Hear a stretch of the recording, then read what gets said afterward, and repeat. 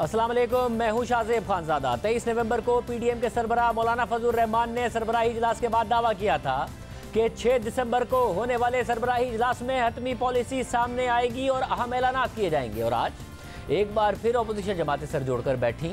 तवील मुशावरत का सिलसिला जारी रहा, मगर रिवायती तौर पर आज भी पीडीएम कोई फैसला नहीं कर सकी है। पीडीएम ने 23 मार्च को इस्लामाबाद की तरफ महंगाई मार्च के अलावा कोई अहम फैसला नहीं किया।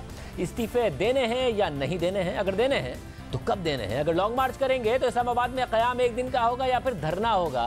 अपोजिशन जमातें पार्लियामेंट का हिस्सा रहकर हुकूमत को टफ टाइम देंगी या पार्लियामेंट से मुस्ताफी होकर इस्लामाबाद में तहरीक की शक्ल में हुकूमत पर दबाव बढ़ाएंगी। इस हवाले से भी पीडीएम की जमातें अब तक कन्फ्यूजन का शिकार हैं। और इतलात के मुताबिक आज के इजलास में मौलाना फजलुर रहमान इस्तीफों पर कायल करते रहे, मगर नून लीग राजी नहीं हुई। और फिर आज पीडीएम के सरबराही इजलास के बाद मौलाना फजलुर रहमान ने ऐलान किया कि 23 मार्च को इस्लामाबाद में महंगाई मार्च होगा। इस्तीफों से मुतालिक फैसला अपनी मर्जी से अपने वक्त पर करेंगे। पाकिस्तान डेमोक्रेटिक मूवमेंट ने फैसला किया है कि 23 मार्च को इस्लामाबाद में महंगाई मार्च हो। पूरे मुल्क के कोने कोने से कौम इस्लामाबाद की तरफ आएगी और यहाँ एक बहुत बड़ा मुजाहरा होगा और पूरी कौम उसमें शरीक होगी। इस हमलियों से इस्तीफों का मसला भी ज़ेर गौर आया, क्योंकि उसूली तौर पर पीडीएम का इस हवाले से इत्तेफाक राय मौजूद है, लेकिन ये कार्ड हमने कब इस्तेमाल करना है, किस तरह इस्तेमाल करना है, उसका फैसला हम अपने वक्त पर अपनी मर्जी से करेंगे। एक दिन के लिए होगा या धरना होगा, क्या ड्यूरेशन क्या? आगे देखिए होता है। 23 मार्च को आने का है, जाने का कोई वक्त है, वो बाद में फैसला होगा। यहाँ आएंगे, जुमा की नमाज भी इंशाल्लाह यही होगी, अल्लाह ताला खैर करेगा। पीडीएम के ऐलानात पर रद्दअमल देते हुए वफाकी वज़ीर इत्तलात फवाद चौधरी ने कहा कि उनकी ना तारीख खत्मी ना हिकमत अमली। 23 मार्च को हम भी यहाँ हैं, देखेंगे। पहले भी मौलाना कई दफ़ा तारीखें भी बदल चुके हैं और हिकमत अमली भी, और इस बार भी मुझे यही लगता है कि ये हतमी नहीं है, ना तारीख हतमी है और ना ही हिकमत अमली हतमी है। आपने देखा कि आज भी जो इजलास हुआ है उसमें वो जमातें जो पार्लियामान के अंदर हैं और वो शख्सियात जो पार्लियामान के अंदर हैं, उनका नुक्ता नज़र उन लोगों से मुख्तलिफ था जो पार्लियामान के बाहर हैं। मौलाना फजलुर रहमान एक ऐसा राग अलाप रहे हैं जिसको ना कुछ सुनने वाला है और ना ही उनका कोई साथ देने वाला। 23 मार्च को हम भी यहाँ हैं, आप भी यहाँ हैं, इंशाल्लाह देखेंगे। यानी हुकूमत ने अपोजिशन इत्तेहाद को संजीदा लेना ही छोड़ दिया है, जबकि पीपल्स पार्टी पीडीएम के सरबराही इजलास से पहले ही दावा कर चुकी थी कि पीडीएम की जमातें इस्तीफे नहीं देंगी। सुनिए पीपल्स पार्टी के सीनियर रहनुमा खुर्शीद शाह ने क्या कहा था और साथ ही कैसे इन हाउस तब्दीली का इशारा भी दिया था। मेरे ख्याल में पीपल्स पार्टी ने बड़ा वादे तौर पर यह कह दिया, और मैं यकीन से कहता हूँ कि पीडीएम भी इस्तीफा नहीं देंगी। आप क्या समझते हैं कि पार्लियामेंट में इन हाउस चेंज का कोई इम्कान है? बिल्कुल इम्कान है, जो नहीं समझता वो न समझे। तो कैसे बराबर होगी तादाद बराबर हो जाएगी। शाह साहब, इन हाउस चेंज के लिए पहली फुर्सत में नून लीग और पीपल्स पार्टी का इकट्ठा होना ज़रूरी होगा। आप समझते हैं इसका इम्कान है? आप देख रहे हैं, अभी नहीं हुए, अभी हम नहीं थे, एक सारी जमात एक थी। नहीं, वो तो हुकूमत की मुखालफत के लिए एक है। हाँ, लेकिन फिर क्या हुकूमत साजी के लिए भी एक हो सकते हैं? कोई मसला नहीं है। पीएम शिप किसके हिस्से में आएंगे? मैं आपको सिर्फ इतना बता दूं कि ये अगर पीएम शिप का मसला आया ना, तो नून कहेगी पीपल्स पार्टी ले, पीपल्स पार्टी कहेगी नून ले। और पीपल्स पार्टी का ये दावा फिलहाल दुरुस्त साबित हो गया है कि पीडीएम असेंबली से इस्तीफे नहीं देगी। हुकूमत चैलेंजेस के बावजूद शुक्र अदा कर रही है कि उन्हें ऐसी अपोजिशन मिली है। हमारे साथ साबिक वज़ीर आज़म शाहिद खान अब्बासी साहब मौजूद हैं, साथ ही हुकूमत का मौक़िफ़ भी मालूम करेंगे। अब्बासी साहब, बहुत शुक्रिया मशो में ज्वाइन करने के लिए। अब्बासी साहब, अनाउंसमेंट आ गई और आज मौलाना फजलुर रहमान साहब के हवाले से पहले भी खबरें आती रही कि वो पीडीएम को कन्विंस करने की कोशिश कर रहे हैं कि इस्तीफे हों, और बाद में प्रेस कॉन्फ्रेंस में भी कोई बहुत ज़्यादा खुश वो नहीं लगे। आप लोग नहीं माने गालिबन इस्तीफ़ों के लिए, मौलाना चाहते थे, कन्विंस करते रहे कि इस्तीफ़ों पर बात आए, मगर आप लोग नहीं माने, और क्यों नहीं माने? ये बहुत सी ख्वाहिशात रहती हैं अक्सर हजरात की कि पीडीएम में कोई फूट पड़ जाए। ऐसी कोई बात नहीं है। इस्तीफ़ों पर बिल्कुल एक डिस्कशन हुई, उसमें बहुत सी राय थी कि इस्तीफ़े कब हों, कैसे हों, उनके असरात क्या होंगे। ये इसमें इख्तिलाफ राय मौजूद होता है, लेकिन ये इस्तीफ़े पीडीएम के पास मौजूद हैं और जब भी ज़रूरत होगी, फैसला होगा, वो इस्तेमाल हो जाएंगे। मगर आज क्यों नहीं कन्विंस हुए आप लोग? फैसला आप पीडीएम पे छोड़ दें। मगर आज क्यों नहीं कन्विंस हुए? इस वक्त आपको क्यों नहीं मुनासिब लगता? नहीं, नहीं, हमारे कन्विंस होने की बात नहीं है। ये वहाँ पर 8 जमातें हैं, इत्तेफाक की राय से फैसले होते हैं।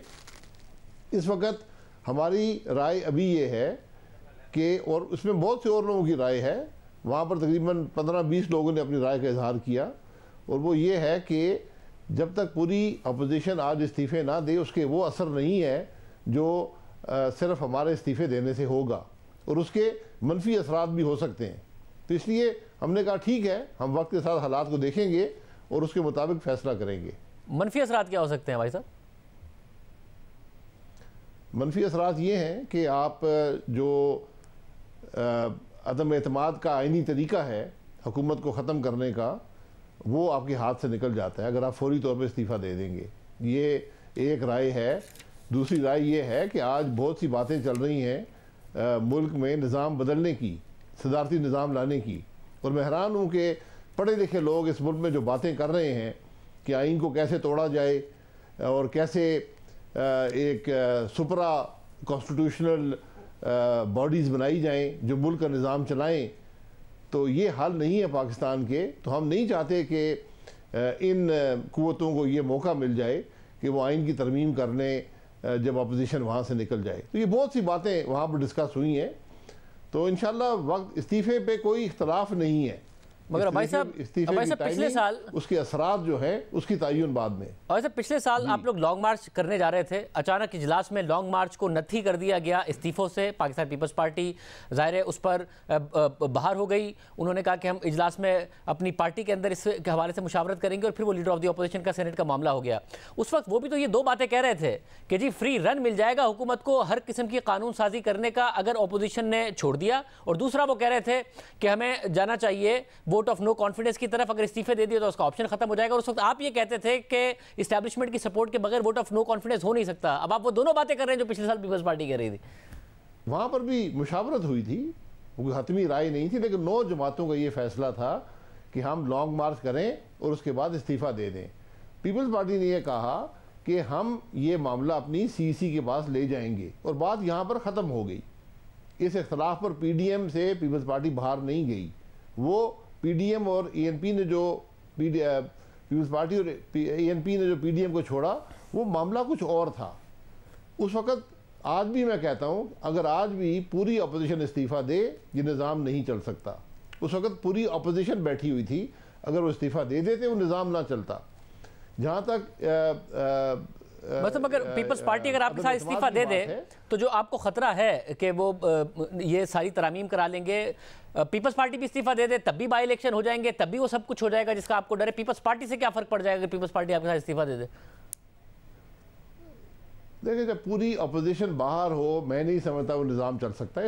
इसमें भी दो राय हो सकती हैं। मेरी राय ये है कि अगर जुज़वी तौर पर अपोजिशन इस्तीफ़ा दे तो उसमें ये हथियार इस्तेमाल हो सकता है। अगर पूरी अपोजिशन बाहर होगी फिर अवाम की तायीद ख़त्म हो जाती है मुकम्मल तौर पर। और स्पेशली आज जहाँ पर हालात इतने बिगड़ चुके हैं और तो अवाम इसको कबूल नहीं करेंगे। और नो कॉन्फिडेंस के लिए अब आप कैसे कन्विंस हो गए? आप हमेशा कहते थे कि वो तो इस्टेब्लिशमेंट की सपोर्ट के बगैर हो ही नहीं सकता।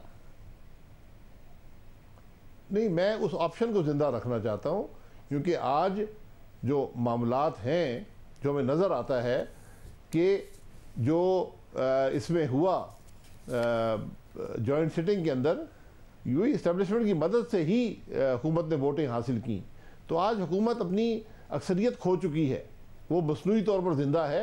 तो हम इस ऑप्शन को ज़िंदा रखना चाहते हैं कि जब भी ये नज़र आए, और अल्लाह करे नज़र आए कि अवाम के दबाव से और जो महंगाई के असरात हैं पूरे मुल्क के अंदर हर शख्स पर, तो इस्टेब्लिशमेंट को भी ये एहसास हो कि हमें ये वेंटिलेटर पर हुकूमत को नहीं रखना, और वो अलहदा हो, और एक दिन की बात है यहाँ तक एतमाद हो जाएगा। मतलब तो सेनेट में करके देख लेना। आप बार बार यही सवाल आता है कि पहला है आपके पास एक जगह अक्सरियत है, आपको ना इत्तेहादी बनाने ना कुछ, आप और उसके लिए भी तैयार नहीं है। पीपल्स पार्टी के साथ बैठे और ये काम करें, उसके लिए भी आप लोग तैयार नहीं है। इसका मतलब है या तो आपको ये भरोसा नहीं है कि मुदाखलत खत्म हो गई है, या फिर आपको अपने ऊपर भरोसा नहीं है। नहीं, मैं तो बता रहा हूँ ना, सेनेट में तो एतमाद करके देख लें। मैं तो हमेशा से कहता हूँ, क्योंकि जब तक इस्टेब्लिशमेंट का असर रहेगा सियासत में, जब तक मुल्क में आइन की बालादस्ती नहीं होगी, तो फिर आप अदम एतमाद नहीं कर सकते। लेकिन अब इस्टेब्लिशमेंट को भी इस बात का एहसास है कि वो मसनूई तौर पर इस हुकूमत को ज़िंदा रख के इस खराबी का हिस्सा नहीं बनना चाहते। तो जब भी हाथ उठेगा तो अदम एतमाद हो जाएगा। हम सिर्फ उस ऑप्शन को ज़िंदा रखने के हक़ में हैं। ये तमाम मामला इस्तीफ़ों के, अदम एतमाद के हालात को देख कर किए जाते हैं। मगर भाई साहब, आप तो कह चुके हैं मुतादिद बार कि आप ये सेनेट में लीडर ऑफ दी जो सेनेट में जो सेनेट चेयरमैन है उनके खिलाफ तहरीक अदम एतमाद के हक़ में हैं। तो कौन रोके हुए है इस ऑप्शन को? क्या वजह है कि इस पर आगे नहीं बढ़ पा रही है पीडीएम या अपोजिशन मुश्तरका तौर पर? नहीं, ये मेरा जवाब उन हजरात को होता है जो कहते हैं जी पंजाब में अदम एतमाद कर लें, जिनकी 7 सीटें हैं और कहते हैं पंजाब में अदम एतमाद कर लें। ये उनको जवाब होता है कि अगर अदम एतमाद का इतना ही शौक़ है इस निज़ाम में जो आइन के मुताबिक नहीं है, तो फिर सेनेट में हमारे 51 मेंबर तो अभी हमने करके दिखाए हैं, तो आप वहाँ पर अदम एतमाद करके देख लें। और मैं बड़े एक हकीकत है, मैं अदम एतमाद का हिस्सा रहा हूँ। जब अगर एस्टेब्लिशमेंट मुदाखलत करेगी सियासी मामलात में तो फिर अदम एतमाद मुमकिन नहीं होता। तो वो क्या मान नहीं रही है पीपल्स पार्टी इस काम के लिए? नहीं, पीपल्स पार्टी, मैं तो उनको कहता हूँ ना, पीपल्स पार्टी को ही कहा है, जो अक्सर ये कहते हैं जी पंजाब में अदम एतमाद की तहरीक ले आएँ। तो मेरा उनको हमेशा जवाब होता है कि आपको अगर ये अदम एतमाद ही करना है तो सबसे बेहतर जगह सेनेट है। तो मैं ये कह रहा हूँ वो मान नहीं रहे इस बात के लिए। सेनेट के लिए क्या पीपल्स पार्टी मान नहीं रही है कि सेनेट के लिए पहले हम जाएं इस काम के लिए? वो ये नहीं मान रहे? नहीं, इनिशिएटिव उनका था ना कि अदम एतमाद पंजाब में किया जाए, तो यहाँ भी इनिशिएटिव लेकर हम साथ हो जाएंगे, हमें कोई उसमें वो हर्ज नहीं है। लेकिन मैं नहीं समझता हूँ कि अदम एतमाद हो सकता है जब तक एस्टेब्लिशमेंट का असर रहेगा सियासत में। तो आप अभी भी कन्विंस नहीं है कि वो असर ख़त्म हो गया है? मैं तो जो करीब के हालात हैं, जो जॉइंट सिटिंग में हुआ, जो हालात मैंने वहाँ देखे हैं, उसमें तो असर ख़त्म हुआ नज़र नहीं। उसमें बड़ी वाज़ेह मुदाखलत हुई है उस वोटिंग के अमल में। मगर साहब, उस जॉइंट सिटिंग के बाद ज़ाहिर कुछ तब्दीलियाँ हो गई, कुछ शख्सियात जिन पर आप बाकायदा तौर पर डायरेक्ट तनकीद करती है नून लीग, उनके तबादले हो गए। 20 नवंबर गुजर गया, उसके बावजूद भी आपको ये एतराज़ है? देखिए, मैं शख्सियात पे ज़्यादा एतमाद करने वाला आदमी नहीं हूँ। मुझे तो निज़ाम की बात नज़र आती है।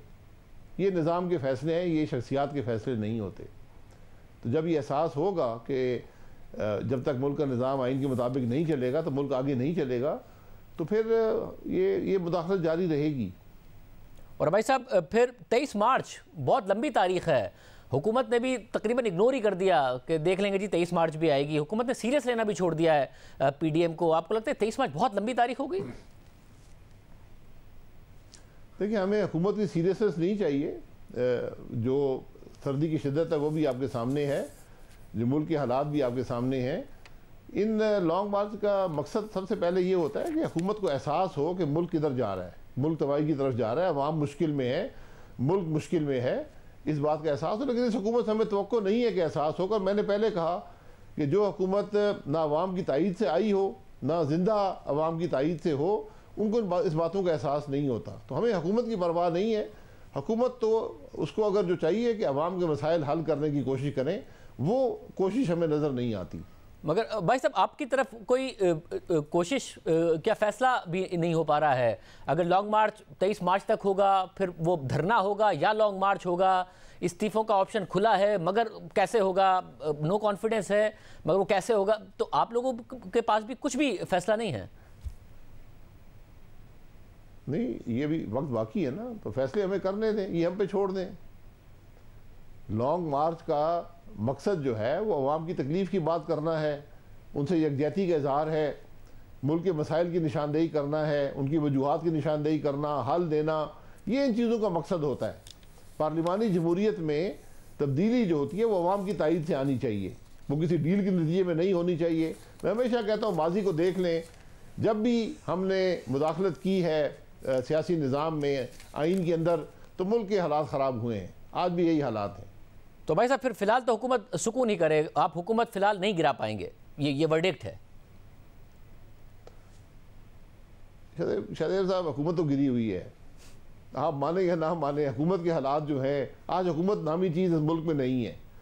जो हुकूमत मईशत कंट्रोल ना कर सके, जो लॉ ऑर्डर ना दे सके, जो फॉरेन पॉलिसी को ख़त्म कर दे, जो मईशत ख़त्म कर दे, जो मॉनेटरी पॉलिसी, आज हर पैमाने पर आप मुल्क के हालात देख लें, आज मुल्क की ज़रूरत है कि एक फौरी और शिफाफ इलेक्शन कराया जाए। ये वाहिद हल है मुल्क के हालात का। मतलब उस पर आप रिलाई कर रहे हैं कि क्या वज़ीर आज़म खुद करा देंगे या फिर कोई और आके वज़ीर आज़म से कहेगा कि इलेक्शन करा दें, क्योंकि आपके पास कोई प्लान नहीं है? ये आपको वक्त बता देगा। मैंने कहा कि जिस दिन हाथ उठेगा यहाँ अदम एतमाद हो जाएगा, ये हुकूमत नहीं रह सकती। हमने देख चुके हैं, हम असम्बली के अंदर होते हैं, हमने देखा है कि हुकूमत के क्या हालात हैं, हदीफ क्या कहते हैं और अपने मेंबर क्या कहते हैं। बहुत शुक्रिया भाई साहब की गुफ्तगू आपने सुनी। क्या वाकई हुकूमत को खतरा है? इस पर ज़रा मजीद बात करेंगे एक ब्रेक के बाद।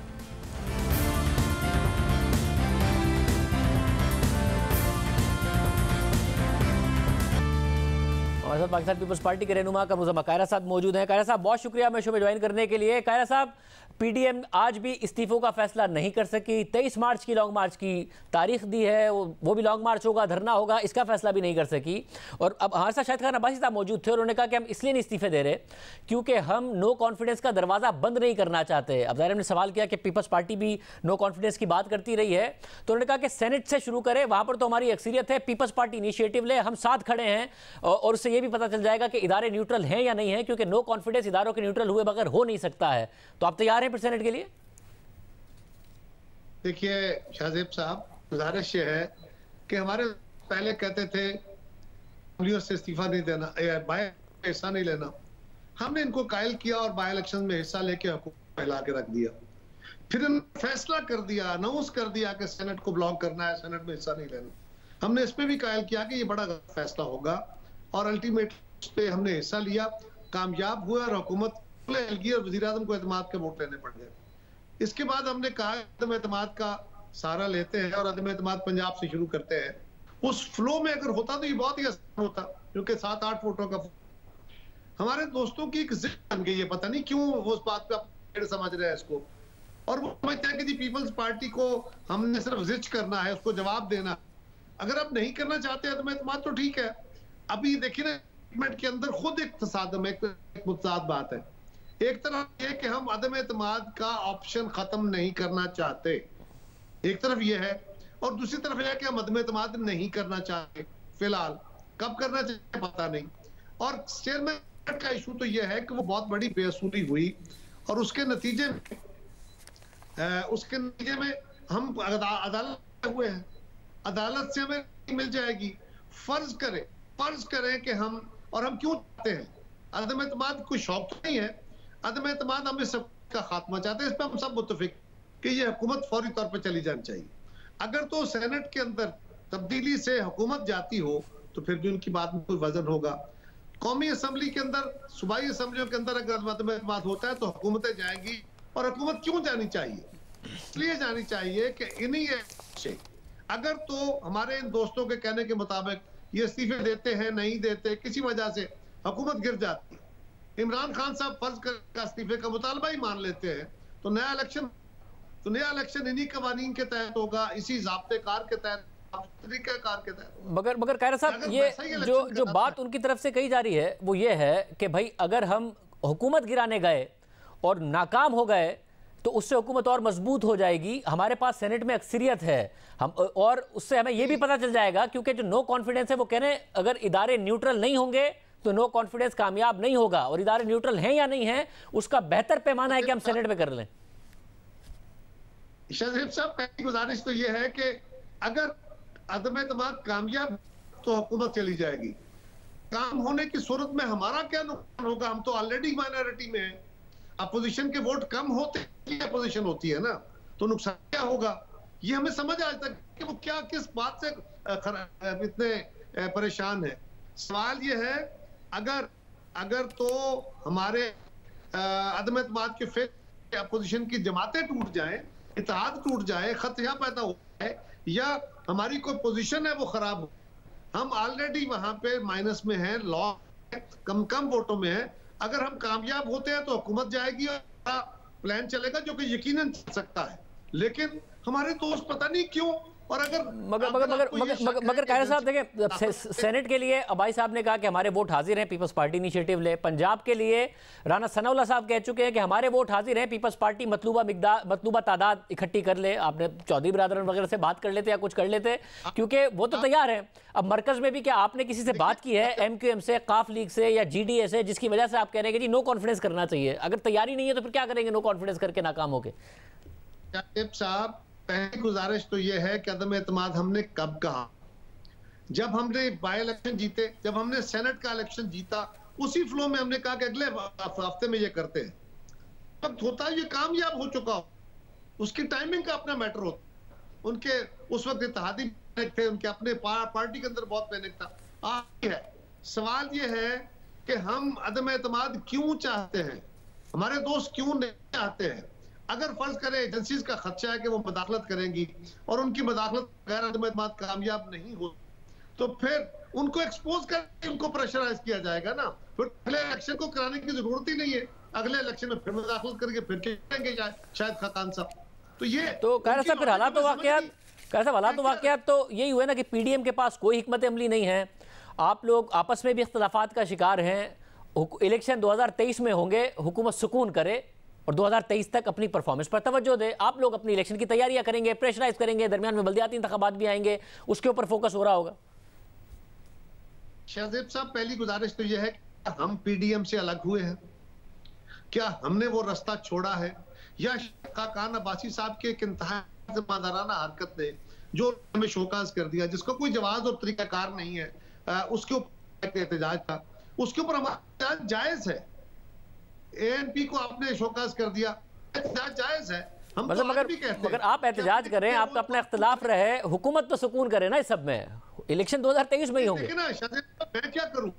क्या ये काम मेरी गलती से हुआ है? क्या मैं कर सकता हूं? या हम अपनी जिम्मेदारी देखें? क्या हम असेंबली के अंदर शहबाज शरीफ साहब की क़यादत में हम अपनी जिम्मेदारी नहीं हम आज भी कह रहे हैं कि आप पे अफसोस का इजहार करें, अंडू करें, MP को राजी करें, हम आप खड़े होकर लड़ेंगे। हम कोई इससे इख्तियार नहीं कर रहे। मतलब अगर ऐसा हो भी गया आप लोगों में, अगर ऐसा हो भी गया आप लोगों में, फिर इख्तिलाफ हो जाएगा, क्योंकि वो ये कह रहे हैं कि हम इस्तीफा उसी वक्त देंगे जब सब देंगे, पीपल्स पार्टी भी देगी, आप फिर इस्तीफा नहीं देंगे तो फिर इख्तिलाफ हो जाएगा। देखिए, गुजारिश इस्तीफे देने से हमें कोई मुफर नहीं है। आज वो क्या कह रहे हैं कि अपने आर्गूमेंट आप उनके सामने रख, सामने दोबारा दोहरा रहा हूं जो मैंने जरिए सुने। वो कह रहे हैं कि हम इस्तीफों का ऑप्शन अभी इसलिए डेफर कर रहे हैं कि हम अदम एतमाद की ऑप्शन को जाया नहीं करना चाहते। तो यही तो मैं कह रहा हूं, वो मेरी पोजीशन को मान रहे हैं। वो तो कह रहे हमने अदम एतमाद करना है, वो तो कह रहे थे कि हमें इस्तीफे देने चाहिए। वो हमारी पोजीशन पे आप गए हैं कि हमें अदम एतमाद के इन असम्बली से एक हुकूमत तश्कील देनी चाहिए जो कि नए जो इंतखाबी ज़वाब्तेकार हैं, इंतखाबी कवानीन हैं, उसमें ज़रूरी तरामीम करे और एक फेयर एंड फ्री इलेक्शन के लिए तमाम जमातों की मशावरत से एतमाद में लेते हुए सबको इत्तेफाक राय से वो कानून करे और फिर इलेक्शन का माहौल बने, तब जाके फेयर इलेक्शन हो। यही बात हम कह रहे थे, आज वो इस बात में मजबूर हो गए। बहुत शुक्रिया कमरुज़्ज़मा कायरा साहब की गुफ्तगू आपने सुनी। हुकूमत का क्या मौक़िफ़ है, फवाद चौधरी साहब हमारे साथ मौजूद होंगे, इस इशू पर भी बात करेंगे। एक और अहम इशू है, बहुत अहम इशू है, इस पर भी बात करेंगे उनसे ब्रेक के बाद। हमारे साथ वफाकी वज़ीर इत्तलात फवाद चौधरी साहब मौजूद हैं। फवाद चौधरी से PDM के ऐलानात पे भी बात करेंगे, एक और अहम इशू है उस पर भी तफसील से बात करेंगे। फवाद चौधरी साहब, बहुत शुक्रिया शो में ज्वाइन करने के लिए। फवाद चौधरी साहब, PDM ने जब लॉन्ग मार्च का ऐलान किया तो ज़ाहिर है आपका भी स्टेटमेंट आ गया कि 23 मार्च भी देख लेंगे, इनकी बहुत सारी तारीखें पहले भी देख ली हैं। हुकूमत संजीदा नहीं ले रही है PDM को, क्योंकि हुकूमत का ख्याल है कि इन्होंने कुछ करना नहीं है। मगर PDM ने यह भी कहा है कि जी हमने इसलिए इस्तीफे नहीं दे रहे क्योंकि हम नो कॉन्फिडेंस का जो मौका है उसे खुला रखना चाहते हैं, जो ऑप्शन है उसे खुला रखना चाहते हैं। अगर असेंबली से चले गए तो वो खुला नहीं रहेगा, इदारों की सपोर्ट हुकूमत को नहीं होगी तो ये गिर जाएगी और नो कॉन्फिडेंस हो जाएगा। आपकी हुकूमत को कहीं ना कहीं खतरा है या आप कहीं भी खतरा नहीं देख रहे हैं कुछ तब्दीलियों के बाद भी? देखिए, शायद बात यह है कि आप भी एक बहुत तवील अरसे से पाकिस्तान की सियासत कर रहे हैं और जो भी शख्स संजीदगी से पाकिस्तान की सियासत को देखता है उसको अच्छी तरह पता होता है कि कब तब्दीली आ सकती है, कब नहीं आ सकती है। मौलाना फजलुर रहमान ने, शहबाज शरीफ साहब ने पूरी कोशिश कर ली है। तब्दीली जो है ना वो पहले 1.5 साल में ही आनी होती है जो आनी होती है। चौथे साल जाके तब्दीली जो है वो नहीं आती है फ्रैंकली। और ये जो अब एफर्ट हो रही है, पहली बात तो ये है कि ये अपोजिशन का हक है, वो मैं समझता हूँ कोई इसमें प्रॉब्लम नहीं है। वो कह रहे हैं महंगाई के खिलाफ। दुनिया में अलबत्ता ये होता है कि जब आप महंगाई के खिलाफ बात करते हैं तो आप अपना ऑल्टरनेटिव एजेंडा सामने रखते हैं कि हुकूमत की ये पॉलिसीज गलत है, हम आएंगे, हम ये करेंगे। अब देखिए ना, फजलुर रहमान साहब तो फ्रेंकली उनको इलेक्शन हो ना हो उनको क्या फर्क पड़ता है। वो टोटल 1100-1150 सीटों पे है। फजलुर रहमान साहब की 50-60 सीटों से ज्यादा कैंडिडेट ही खड़ा करने की अहलियत रखती है।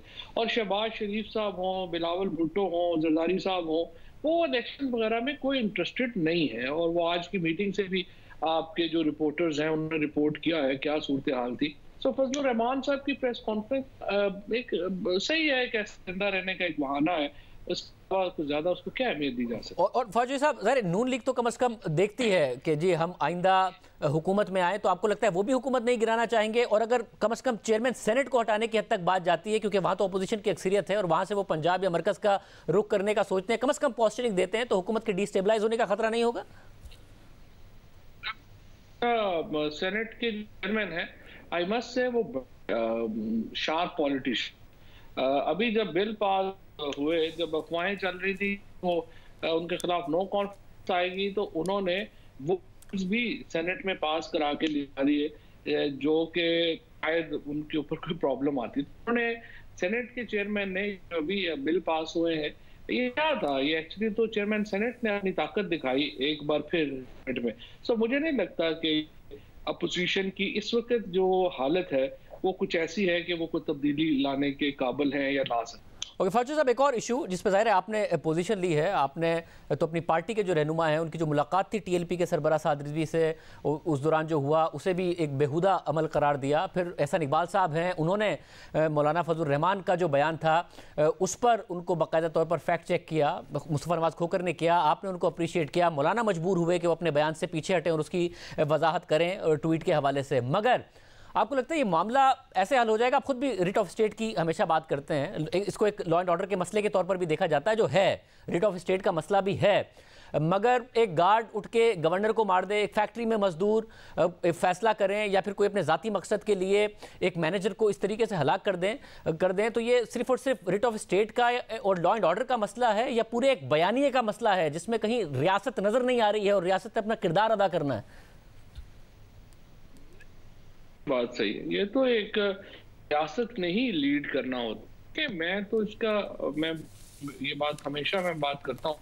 और इंफॉर्मेशन मिनिस्टर होने का एक फ़ायदा ये होता है कि आप टॉप डिसीजन मेकिंग जो मीटिंग्स होती हैं आपको मौका मिलता है कि आप उसमें शिरकत करें, आप अपनी ओपिनियन दें। तो मेरी ओपिनियन बिल्कुल है कि देखिए, अगर हम नैरेटिव तो तब सेट होगा ना जब कोई लोग जो हैं उनको अपना मुतबादल बयानियां देने की इजाजत होगी। अगर कोई मुतबादल बयानियां दे और उसको कोई दूसरे लोग आके कर देंगे, तो मुझे आप बताएं कि वो क्या बयानिया होगा। अगर जो जावेद गामदी साहब जैसा जो स्कॉलर है वो पाकिस्तान में ही नहीं आ सकता, अगर मौलाना हसन जान में उन पर सुसाइड हमला हो जाए, तो मुझे आप बताइए कि बयानिया कैसे बने। तो पहला काम तो हुकूमत और रियासत का जो रियासत का एक फर्ज है टुवर्ड्स द सिटीजन, वो तो राइट टू लाइफ श्योर करना है। वो होगा तो फिर आगे जो है उसकी होगा। और इसमें ये बात आप अप्रिशिएट करें जिस तरह अभी आपने बात कही है, सियासी जमातों का इशू नहीं है। एक जो बयानिया बनाना सोसाइटी का काम है और बयानिया के लिए माहौल फराहम करना वो रियासत का काम है।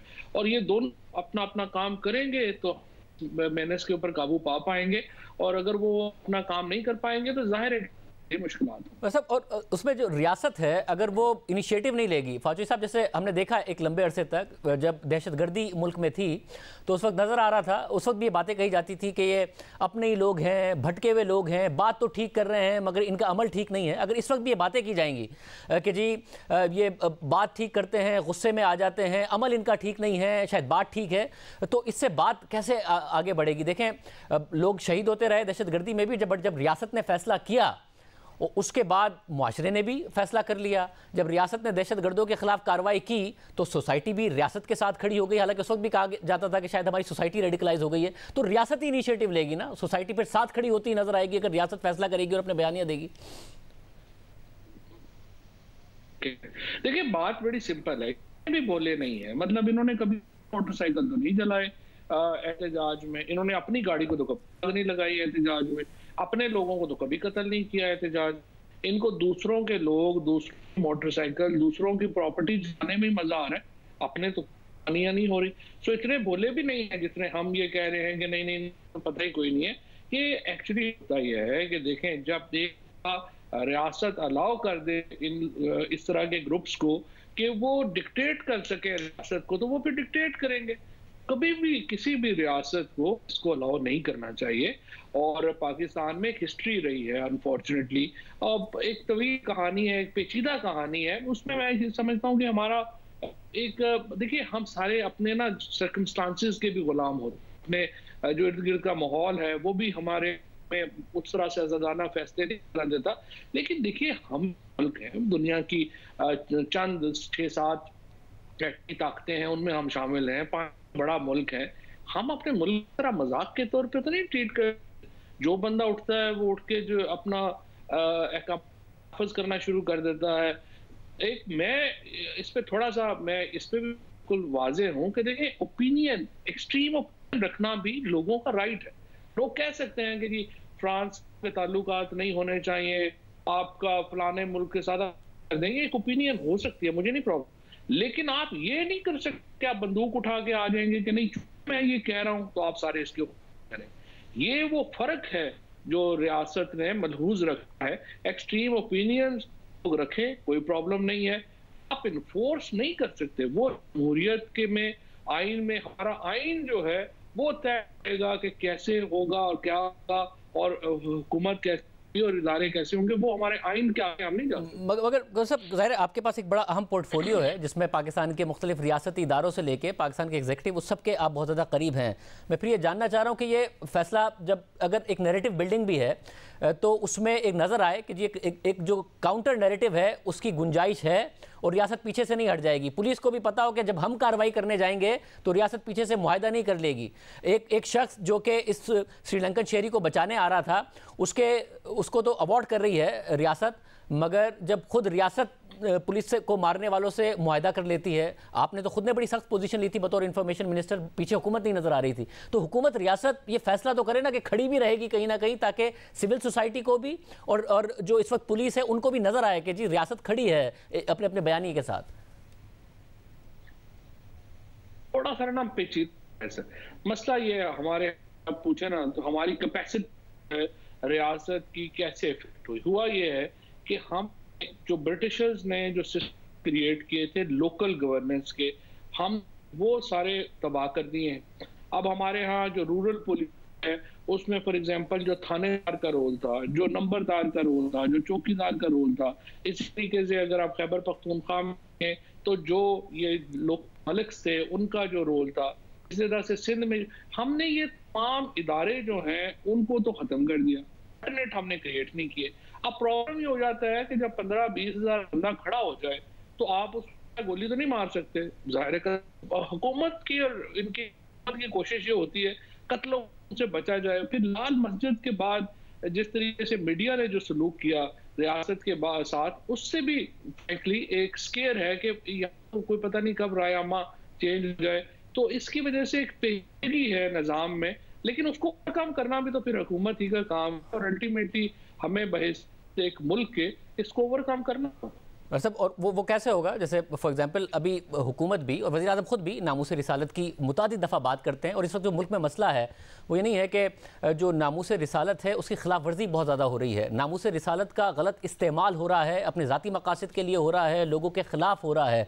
तो उसके ख़िलाफ़ तो बयानिया कहीं नज़र ही नहीं आता उस तरीके से। आप हैं या एक दो और पॉलिटिशियन, उनके अलावा हुकूमत खुद नहीं बात कर रही होती है, वज़ीर आज़म की तरफ से वो बयानिया नहीं आता, वो बयानिया नहीं है। दो सुप्रीम कोर्ट के एक डिटेल्ड क्वेरीज हैं, एक ये इस्लामाबाद के ऊपर हुई, फिर बाद में हुई। दोनों में सुप्रीम कोर्ट कंक्लूडेड कि प्रॉपर्टी प्राइसेस ऊपर गई और प्रॉपर्टी पे कब्जा करने के लिए इन्होंने ब्लास्फेमी का सहारा लिया। मुझे बताइए, एक रहमतुल लिल आलमीन सल्लल्लाहु अलैहि वसल्लम, कभी भी रहमत मुस्लिमीन का लफ्ज इस्तेमाल नहीं होता, रहमतुल लिल आलमीन का लफ्ज इस्तेमाल होता। एक ऐसी हस्ती लिए, जो दुनिया के हर शख्स के लिए रहमत है, आप उनका नाम इस्तेमाल कर रहे हैं इतने छोटे मकसद की प्रॉपर्टी पे कब्जे के लिए, और उसके जो है वो हुकूमत जो है वो बैकफुट ले गई और हमने कुछ भी नहीं कर पाया। ये तो मैं समझता हूँ सबसे तौहीन ये है कि इतनी मुकद्दस हस्ती का नाम जो कि पूरी दुनिया के लिए रहमत है, इतने छोटे जाती मकसद के लिए इस्तेमाल किया जाए। इन्हीं तौर के ऊपर इस पे एक बड़ी बहस की ज़रूरत है, एक बड़ी गुफ्तगू की ज़रूरत है, और अल्टीमेटली हम पूरे दुनिया में तन्हा हो आ रहे हैं। दुनिया हमें किस तरह से देख रही है, इस तरह के वाक़यात आप देखें कि हमारा तासुर क्या जा रहा है, हुकूमत का तासुर जा रहा है। ये तो जो 8-10 लोग हैं उन्होंने हमेशा को जो है सिलसिले को अपने ज़ाती मकासद के लिए इस्तेमाल, फिर जो जेन्युइन उलमाए कराम है वो भी सच्ची बात है कि डरते हैं। मेरी तो बड़े जो इस्लामिक आइडियोलॉजी काउंसिल के लोगों से, बाकी उलमा हैं, उनसे जो गुफ्तगू होती है, जो जेन्युइन आलम हैं, बड़े बड़े पीर खाने हैं, वो भी डरते हैं कि हम बात करेंगे तो ये सारे हमारे पीछे पड़ जाएंगे। इस पे देखिए, सवाए इसके कि एक तगड़ी पोजीशन हुकूमत, पूरा मीडिया और मुल्क साथ खड़ा हो, और कोई रास्ता नहीं है। मास्टर साहब, ये जो आपने बात की, इसके लिए कि उलमाए दीन वो जो समझते हैं कि ये गलत हो रहा है, उनमें भी ये डर ना हो और वो खुलकर ये बात कर सकें, ये सेंस ऑफ सिक्योरिटी तो रियासत ही देगी, वो माहौल तो रियासत ही क्रिएट करेगी।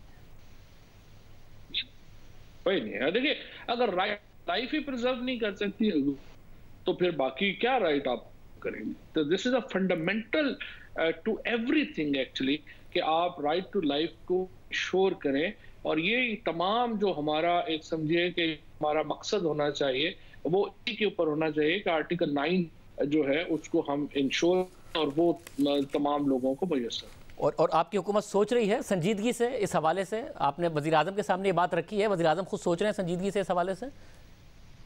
देखिए, मैं जितना प्राइम मिनिस्टर साहब को जानता हूँ, 1-2-3 बातें मैं बिल्कुल क्लियर हूँ। एक तो बिल्कुल सच्चे आशिक़े रसूल है, कोई इसमें कोई शुबा ही नहीं है, और वो जो भी करते हैं वो एक सच्चे आशिक़े रसूल की हैसियत से करते हैं। दूसरा कि जितना मतलब मैं और आप इस वक्त है इस मामले को लेके, प्राइम मिनिस्टर हमसे 10 ज़्यादा वरीड, और वो बिल्कुल इस बात के ऊपर वाज़ेह हैं कि ये इस तरह से ये जो कुछ इस मुल्क में हुआ है वो एक इंतहाई नामुनासिब है, और डेफिनेटली हुकूमत को इसके ऊपर जो है वो करना चाहिए। लेकिन जैसे मैंने आपको अर्ज किया, ये एक पेचीदा इशू है, लेकिन इससे निकालना, लीड करना बहरहाल वज़ीर आज़म नहीं है और हुकूमत नहीं है। बाकी जो तमाम लोग हैं वो उसको सपोर्ट करेंगे, लीडरशिप जो है वो हुकूमत नहीं देगी। साहब, मगर उसके लिए लाजमी है ना कि सिर्फ फवाद चौधरी ना बोल रहे हों कि एजाज चौधरी ने बेहुदा हरकत की थी। वज़ीर आज़म उन्हें पहले ही मना कर देते, क्योंकि एजाज चौधरी ने तो पहले कह दिया था मैं गुलदस्ता लेके जाऊंगा कि ऐसा नहीं होगा। परवेज़ खट्टक की वही सरजनिश करते और पता चलता कि जी वज़ीर आज़म ने सरजनिश की कि बहुत गलत बात है। पैगाम इंशाल्लाह आपको इस पे और वाज़े पैगाम जो है वो आपको जल्द इंशाल्लाह नज़र आ जाएगा।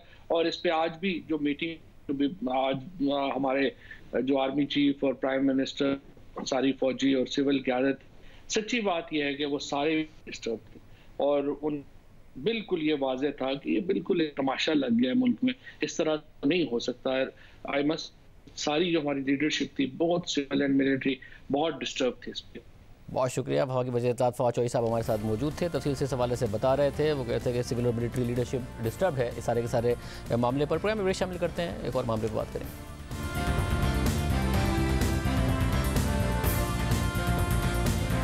लाहौर में वाक़या मौली टाउन कचहरी में आज एक अजीब वाक़या पेश आया, जहां कोट लखपत जेल और कैंप जेल से लाए गए कैदी कचहरी के बख्शी खाने से फरार हो गए।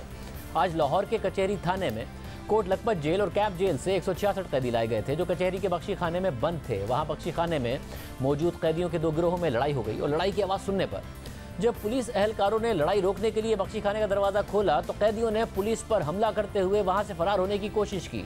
पुलिस एहलकारों का कहना है कि जब उन्होंने बख्शी खाने का दरवाज़ा खोला तो कैदी वहाँ से कुर्सियाँ और ट्यूबलाइट्स के रॉड्स उठाकर बाहर फेंकते रहे, और इस दौरान बख्शी खाने से 12 कैदी फरार हो गए, जिनमें संगीन जराइम के मुल्जिमान समेत दीगर जराइम में मुलविस अफराद भी शामिल थे। पुलिस ने फरार होने वाले कैदियों में से 2 को गिरफ्तार कर लिया है, जबकि पुलिस का दावा है कि बाकी कैदियों को भी जल्द गिरफ्तार कर लिया जाएगा। कचहरी में होने वाले वाक़े के दौरान कैदी ग्रुपों के हमले से 2 पुलिस एहलकार भी जख्मी हुए। पुलिस के मुताबिक फरार होने वाले कैदियों में 2 कत्ल के मुलजिम भी शामिल थे, जिन्हें गिरफ्तार कर लिया गया है। फरार होने वाले दीगर कैदियों में से 3 कैदी कोट लखपत जेल से लाए गए थे, जबकि कैंप जेल के मफरूर 5 कैदियों पर डकैती के मुकदमा शामिल थे। जबकि बख्शी खाने से फरार होने वाले कैदियों में 2 नाजायज़ असलहे के मुलजिमान भी शामिल थे। कचहरी के इलाके में होने वाले वाक़े का नोटिस लेते हुए वज़ीर आला पंजाब उस्मान बुज़दार ने वाक़े की इंक्वायरी का हुक्म देते हुए वाक़े में गफलत के जिम्मेदारों का तयन करके कार्रवाई का हुक्म दे दिया है और इस हवाले से CCPO लाहौर से रिपोर्ट तलब कर ली है। यानी इस हवाले से और इस वाक़े के बाद पंजाब इंतजामिया में वज़ीर आला से लेकर SSP तक चेन ऑफ कमांड में हलचल मच गई है। सब तहकीकात कर रहे हैं, कैदियों की गिरफ्तारी और इस वाक़े की तहकीकात के बारे में ऐलानात किए जा रहे हैं। मगर सूरत हाल ये है कि इस वक्त सिर्फ लाहौर ही नहीं, पंजाब के दीगर शहरों में भी अमन अमाल की सूरत हाल ख़राब होने की मुसलसल खबरें आ रही हैं। गुज़िश्ता 3.25 साल में बार बार तकरीरें और तबादले होते रहे हैं। गुज़िश्ता 3 सालों में 2018 से 2021 तक अब तक 6 IGs तब्दील किए जा चुके हैं, बार बार CCPOs भी तब्दील कर दिए जाते हैं। आज कचहरी में क्या हुआ, बात करेंगे इस हवाले से जी न्यूज़ के नुमाइंदे खुसूसी मियां आबिद से। मियां आबिद, बहुत शुक्रिया। मियां आबिद, ये कहा जा सकता है कि ये वाक़या इतना अचानक हुआ या फिर शायद प्लानिंग के तहत हुआ कि पुलिस को समझ में नहीं आया क्या करना है, या फिर वाक़यतन एक पुलिस की गफलत बाकायदा नजर आती है इस वाक़े में? नहीं शाह साहब, इसमें वाज़े तौर पर यह बात सामने नज़र आती है कि ये पुलिस की सरासर गफलत थी, क्योंकि इससे पहले इक्का दुक्का कैदियों के कभी कभार कोई वाक़यात सामने आते थे कि बख्शी खाने में लड़ाई हुई है और वो भाग गए हैं, या वहाँ पे फायरिंग हो गई है, कोई शख्स ज़ख्मी हुआ है या कोई कत्ल हो गया है। लेकिन इस तरह का वाक़या पहली बार सामने आया है कि जिसमें 12 कैदी जो हैं वो फरार हो गए, लेकिन पुलिस का ये कहना है कि वो संगीन जुराइम में मुलव्वस नहीं है, जबकि ये डकैती, राहज़नी, चोरी और मुंशियात के कैदी थे, जिनमें 9C दफ़ा जो लगाई जाती है, यानी संगीन मुंशियात फरोशी जिसको कह सकते हैं, वो थे। तो वो ऐसे फरार हो गए जैसे मतलब किसी को पता ही नहीं चला कि पुलिस एहलकार जो हमें वीडियोस में नजर आ रहे हैं वो वहाँ पे मौजूद बाहर खड़े ऐसे तमाशाई लग रहे हैं जैसे ये मुलजिम नहीं कोई आम शहरी भाग रहे हैं, और पुलिस एहलकार खुद भी उनसे छुपते फिरते हैं। जबकि ट्यूबलाइट का राड कितना को लग सकता है या अंदर कितने को पत्थर हो सकते थे, बख्शी खाने में 1-2 पत्थर ही थे। तो इसमें पुलिस की गफलत है। तो IG पंजाब ने वाक़े का नोटिस लिया है और 2 तहकीकाती टीमें जो हैं वो इसमें बनाई जा चुकी हैं, जिसकी सरबराही जो है SSP ऑपरेशन मुस्तनसर फिरोज कर रहे हैं। तो उनका कहना यही है कि जल्द हम इनको गिरफ्तार कर लेंगे। बहुत शुक्रिया मैं आबिद की, उसको आपने सुनी। प्रोग्राम में आगे बढ़ते हैं। सुप्रीम कोर्ट में आज इस्लामाबाद हाई कोर्ट के बरतरफ जज जस्टिस शौकत अजीज सिद्दीकी केस की समाअत हुई। समाअत के दौरान 5 रुकनी लार्जर बेंच के रुकन जस्टिस सरदार तारिक मसूद ने साबिक जज के वकील हामिद खान से मुकालमा किया कि क्या ये आपके मौकिल की तस्लीमशुदा हक़ाइक़ हैं कि उनसे कोई जर्नल मिला था। अगर ऐसा हुआ था और एक हाई कोर्ट के जज पर असरअंदाज होने की कोशिश की गई थी तो उस पर तौहीन अदालत का नोटिस बनता था, जो जारी नहीं किया गया। आपके मौकिल ने किसी चीफ जस्टिस को इतला भी नहीं दी। क्या ये मिसकंडक्ट नहीं था? तो बरतरफ जज जस्टिस शौकत अजीज सिद्दीकी के वकील हामिद खान ने मौक़िफ़ अख्तियार किया कि चीफ जस्टिस को खत लिखा गया था, तौहीन अदालत का नोटिस सुप्रीम कोर्ट को लेना चाहिए था कि एक जज पर असरअंदाज होने की कोशिश की जा रही है। इस पर जस्टिस सरदार तारिक मसूद ने इस्तफसार किया कि 28 जून 2018 की मुलाकात पर आपने चीफ जस्टिस को खत 31 जुलाई को लिखा। आपने खत लिखने के लिए 1 माह तक इंतजार क्यों किया? इस दौरान अदालत में मौजूद साबिक जज शौकत अजीज सिद्दीकी खुद रोस्ट्रम पर आ गए और यह मौक़िफ़ इख्तियार किया कि अगर तौहीन अदालत का नोटिस जारी करता तो भी क्या होता। उस वक्त इदारों के सरबराहान और चीफ जस्टिस साकिब निसार मेरी गर्दन के पीछे थे। 23 साल बतौर वकील, 7 साल बतौर जज और 3 साल बतौर साइल हो गए हैं। इस निज़ाम को बहुत अच्छे से समझता हूँ। आप मुझे फांसी देना चाहें तो भी दे दें। जस्टिस शौकत अजीज सिद्दीकी की जज्बाती गुफ्तगू सुनकर बेंच के सरबराह जस्टिस उमरता बंदियाल ने बरहमी का इजहार करते हुए उनके वकील से कहा कि हामिद खान साहिब, आपने दानिस्ता तौर पर खामोशी अख्तियार की हुई है। जिस तरह आपके मौकिल फट पड़े हैं यह हर लिहाज से गैर मयारी है। जज्बात की यहाँ कोई जगह नहीं होती। जस्टिस एजाजुल हसन ने रिमार्क्स दिए कि सुप्रीम जुडिशल काउंसिल ने यह नहीं कहा कि आपने तकरीर में बातें गलत की, बल्कि तकरीर करने को मिसकंडक्ट करार दिया था। तो साबिक जज के वकील हामिद खान ने यह दलील दी कि इदारे समझते थे कि शौकत अजीज सिद्दीकी एक आज़ाद जज हैं। फैज़ाबाद धरना केस में रिमार्क्स पर भी जुडिशल काउंसिल ने उन्हें शो कॉज भेज दिया था। इस पर जस्टिस उमरता बंदियाल ने कहा कि रिमार्क्स देखकर अंदाजा होगा कि जज आज़ाद थे या पहले से जहन बनाया हुआ था। जस्टिस सरदार तारिक मसूद ने रिमार्क्स दिए कि फैज़ाबाद धरना केस बार काउंसिल में तकरीर से पहले हुआ था, जबकि बरतरफी तकरीर पर हुई थी। दोनों का आपस में ताल्लुक नहीं बनता है। सुप्रीम कोर्ट का लार्जर बेंच कल दोबारा इस केस की समाअत करेगा। जस्टिस शौकत अजीज सिद्दीकी की अपनी बरतरफी के खिलाफ दरख्वास्त सुप्रीम कोर्ट में 3 साल से ज़ेर इल्तवा है। उन्होंने गुज़िश्ता माह की 24 तारीख को एक दरख्वास्त लिखकर सुप्रीम कोर्ट से केस की समाअत जल्द मुकर्रर करने की इस्तदा की थी और जस्टिस शौकत अली सिद्दीकी ने यह मौका अख्तियार किया था कि मैं 11 अक्टूबर 2018 से बरतरफ हूँ, ना मेरा कोई रोज़गार है और ना ही मेरी कोई मसरूफियात हैं। इस सूरत हाल ने मेरे पूरे ख़ानदान को मुश्किलात और माली बहरान की तरफ धकेल दिया है। चीफ जस्टिस के कॉन्फ्रेंस से हालिया खिताब से मुझे उम्मीद हुई कि यह मामला जो अक्टूबर 2018 से ज़ेर इल्तवा है उसमें दीगर अवामिल अब मुतल्लिका नहीं रहे, इसलिए मेरा केस आज़ाद अदलिया और बैरूनी दबाव ना होने को जांचने का टेस्ट केस है। यह मामला मफाद आमा का है। साथ ही साथ अहम सवालात जो अदलिया की आज़ादी, कानून की हुक्मरानी और आइन की बालादस्ती से मुताल्लिक हैं वो भी उठाए गए हैं। इसलिए ज़रूरी है कि सुप्रीम कोर्ट जल्द से जल्द मेरे केस का फैसला करे, क्योंकि यह मामला पहले ही बहुत ताख़ीर का शिकार हो चुका है। जस्टिस शौकत सिद्दीकी ने दरख्वास्त में मजीद कहा कि दरख्वास्त गुजार के कई कानूनी बुनियादी और आइनी हुकूक इस केस में शामिल हैं, लिहाजा इंसाफ के मुफाद में इस केस को जल्द समाअत के लिए मुकर्रर किया जाए। गुज़िश्ता महीने ही पाकिस्तान बार काउंसिल की इनरोलमेंट कमेटी ने जस्टिस शौकत अली सिद्दीकी का वकालतनामा भी बहाल कर दिया था, जिसके बाद वो सुप्रीम कोर्ट में बतौर वकील पेश हो सकेंगे। आज के प्रोग्राम में इतना ही, इजाज़त दीजिए। अल्लाह हाफ़िज़।